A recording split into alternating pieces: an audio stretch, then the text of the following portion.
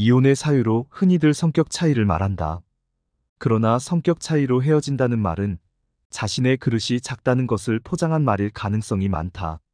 서로 다른 환경 속에서 자라온 남녀가 어찌 성격이 서로 같을 수 있겠는가? 이 세상에서 성격이 같은 사람은 한 사람도 없을 것이다. 그렇다면 모든 결혼한 부부들이 이혼을 해야 한다. 그러나 현실은 어떤가? 이혼하지 않고 사는 부부들이 더 많다. 이혼하는 부부들은 대부분 상대를 수용하는 능력이 떨어진다. 자신을 결코 바꾸려고 하지 않고 자신의 관념을 고집하는 완고한 사람들이 대부분이다. 사랑이 부족한 사람들이라고 말해도 틀린 말은 아닐 것이다. 부부 사이란 가장 가까운 사이도 가장 먼 사이도 될 수 있다. 가정의 평화와 행복을 위해서 서로가 책임과 의무를 다하고 서로를 위해 희생할 수 있을 때 그들 사이는 아주 친밀한 사이가 된다. 반대로 가정의 화목과 행복은 생각지 않고 자신의 욕심이나 편함만을 위해 희생은커녕 상대만을 탓하는 부부들은 아주 먼 사이가 된다. 그들은 이혼 법정에서 나올 때 서로를 향해 왼수라는 말만 되뇌인다. 부부의 인연은 무척이나 소중한 것이다. 사랑을 터득할 수 있는 최고의 기회이기 때문이다. 그 누가 이 둘 사이보다 더 깊게 마음속을 헤집어 놓을 수가 있을까? 우리를 가장 고통스럽게 하는 사람은 우리와 가장 가까운 사람이다. 바로 우리의 가족, 그 중에서도 부부 사이다. 그 고통 속에서 자신의 참된 자아인 생명사랑을 찾아야만 한다. 그렇지 않으면 헤어질 수밖에 없다. 고통을 느끼는 것은 경험 속에서 만들어온 자신의 껍질인 에고이다. 그러나 그 에고를 존재케 한 생명사랑은 그 모든 고통을 포용할 수 있다. 부부의 진정한 의미는 어떤 성격 차이도 모두 포용하여 조화를 만들어낼 수 있는 자유를 터득하는 것이라고 할 수 있다. 사람의 마음은 바늘구멍처럼 작아질 수도 하늘처럼 커질 수도 있다. 하늘처럼 커지려면 가짜 나인 에고를 내려놓는 연습을 해야 한다. 그 고통의 과정에서 진정한 사랑이 꽃 피어난다. 여기서 사랑에 대해 좀 더 언급할 필요가 있다. 전의 영상에서 한 얘기지만 꼭 필요하기에 다시 씻는다. 사랑은 어려운 것이다. 인간은 누구나 자기라는 주관적인 세계가 있기 때문이다. 경험의 집합체인 나에고가 사랑하는 한, 거기에는 항상 충돌과 갈등이 있을 수밖에 없다. 우리 모두의 본질인 생명사랑으로 만나지 않고 자라면서 생겨난 경험의 집합체인 나에고로 만나는 한, 모든 인간은 하나가 될 수 없다. 나는 자라온 환경에 따라서 100이면 100이 다 다르기 때문이다. 그런 까닭에 아무리 사랑하는 연인들이라 하더라도 갈등과 싸움이 없을 수 없다. 설명을 쉽게 하기 위해서 다시 비유를 하겠다. 여기 물이 있다. 그리고 사이다와 콜라, 환타가 있다. 물을 생명이라고 하고 사이다와 콜라, 그리고 환타는 각각 다른 사람이라고 하자. 우리는 모두 생명을 갖고 있다. 그 생명이 있음으로써 여러 가지 경험이 쌓이게 되었다. 그리하여 각각 다른 콜라와 사이다, 환타가 되었다. 그러나 이 셋의 본질은 물로서 서로 같다.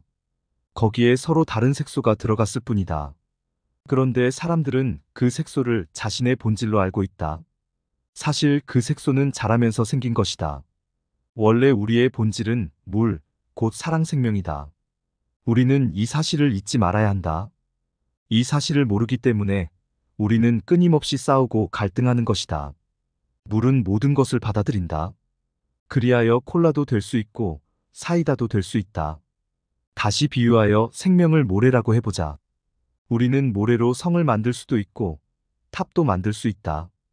그런데 사람들은 자신의 본질이 모래라는 걸 모르고 성이나 탑이 자신의 참된 모습이라고 생각한다.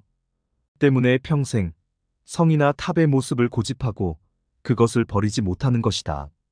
자신이 어떤 모습도 될 수 있다는 것을 안다면 우리는 어떤 직업도 가질 수 있고 어떤 일도 할 수 있고 어떤 모습도 다 받아들일 수 있을 것이다.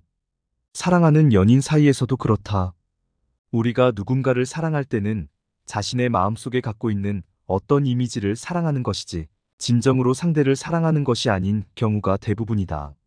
예를 들어 누군가를 좋아하다가 그가 어느 날 자기 이미지에 어긋나는 행동을 하면 그만 헤어지거나 미워하게 된다.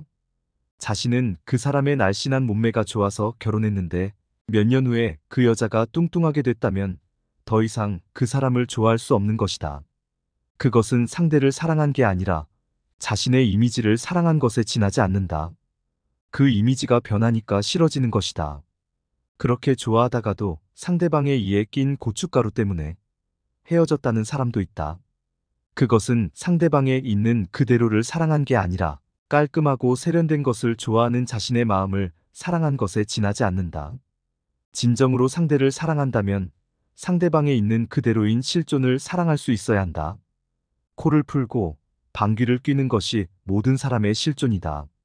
그것까지도 사랑할 수 있어야 한다. 있는 그대로, 그것이 곧 진리이다.